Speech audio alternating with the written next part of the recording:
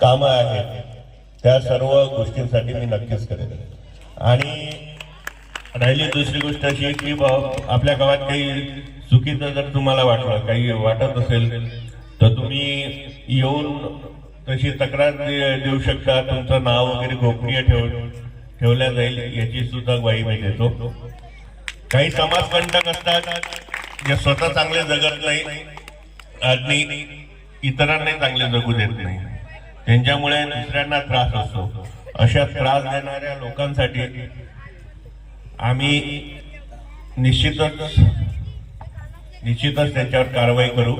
आणि मी तुम्हाला हे सांगतो मित्रांनो की तुम्ही समोर यायला पाहिजे। प्रत्येक ठिकाणी पोलीस जाऊ शकत नाही, प्रत्येक घराघरात, प्रत्येक गावागावात। आता आदरणीय वसू महाराज मला विचारत होते की तुमच्या पोलीस स्टेशन मध्ये किती गाव आहे? मी त्यांना सांगितलं 35 गाव आहे। 35 गावामध्ये प्रत्येक गावामध्ये पोलीस नाही जाऊ शकत। तुम्ही जर तुमच्यापैकी येऊन सांगितलं की आम्हाला सर असा त्रास आहे, प्रॉब्लेम आहे, तर ते आम्हाला माहीत पडेल।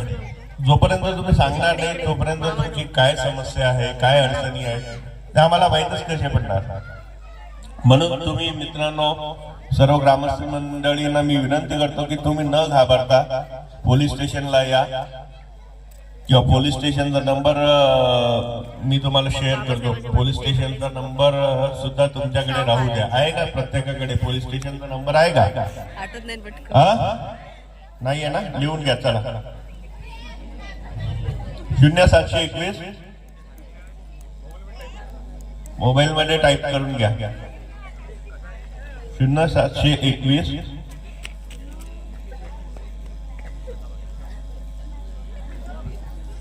0721 268 1300 268 1300 0721 268 1300।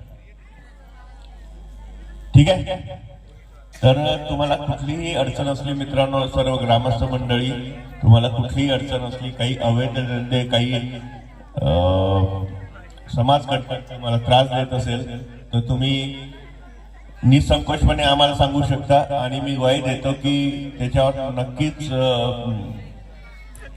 त्याचा आम्ही बिमोड करू आणि